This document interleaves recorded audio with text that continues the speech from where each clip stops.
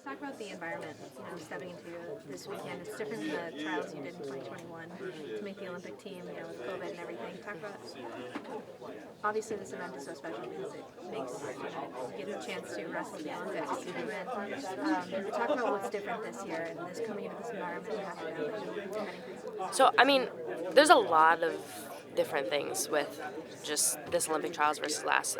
First, the environment, it being here in, like David said, this is like, I don't want to say it's Wrestletown, USA, because that is Iowa City, but Happy Valley is known for their wrestling, right? You have the M2 Training Center, you have like all these guys, you have Penn State wrestling, and then you have Nittany Lion. So they're breeding them. It's the wrestling world right here. So I think that's really exciting. It's cool to be in a little college town, like a lot of hustle and bustle. So it's kind of nice to have it to distract because, you have college kids doing whatever. They don't know. Some of them don't know. Some of them don't care. And you're just like walking down the street and it's chill. And I think when we were in Texas last quad, it was all wrestling. And it was so intense that it kind of got to me a little. It made the anxieties were anxiety a lot more. And now it's a little bit more chilled, and I don't know if that's just growth and maturity and, learning my body and how I need to process things, or if that is the environment. But then another big difference between this trials and last I had made my first team, went to one world championships, and then I was like, you know what, like, can I do this again? Like, am I supposed to be here? And it was a lot of, like, doubting, almost. Not that I was doubting myself, but that I wasn't sure if I belonged, and because I'd only done it once. But since that year before the Olympics, and then every year since, I've been on the team. I've solidified my spot. I've won the Final X. I've had to delay it and still won it.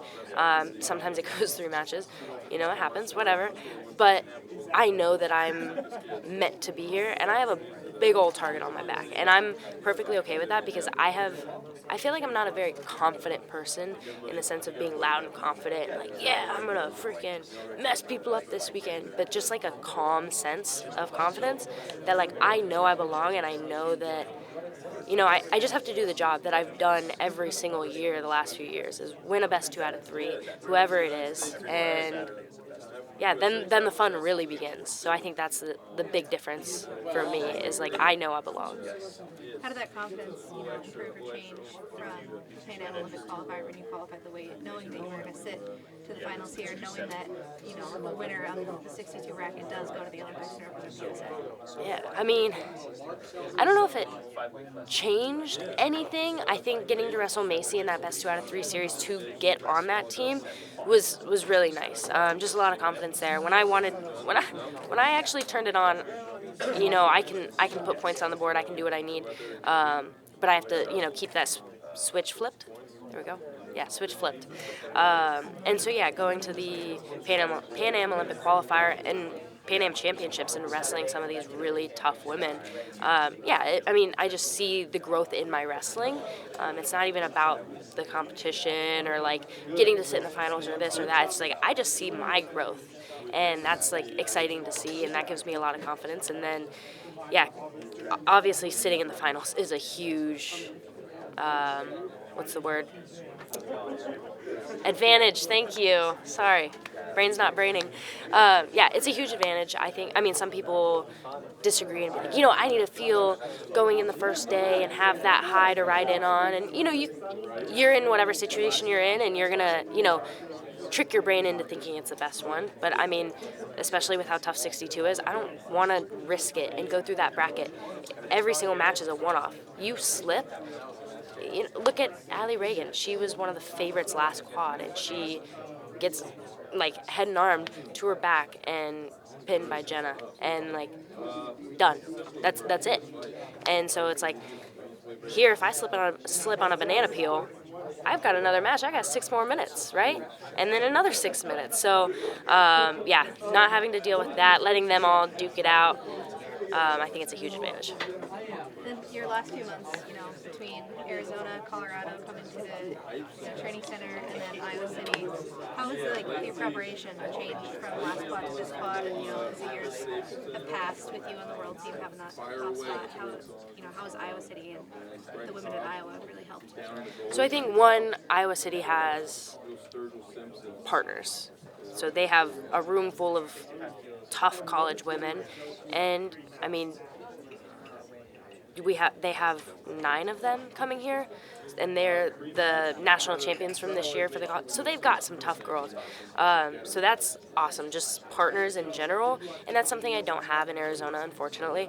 I have an amazing coach, but we struggle in the partner department. And so I'll have, one of the college kids come in, college guys come in, right? So we have Pepe coming in. And I was working with him just before I left, the 2 days before I left. And then typically it's Tristan Mascarenas. He comes in, beats me up, humbles the crap out of me. He's so fast and slick, it's not even funny. But yeah, getting him to beat up on me. So it's still just not the feel of a woman's body. So it's fun. I can work on things. I can feel good because it's not just like this hard grind, because those guys are fast and slick. So I got to be on my toes when I'm wrestling them. But then getting to go to Iowa and have those partners that I need and get the feels that I need is great. But then adding to that is I have a team almost, right? Like when I'm there, I'm in with their team. I'm getting coffee with the girls. I'm,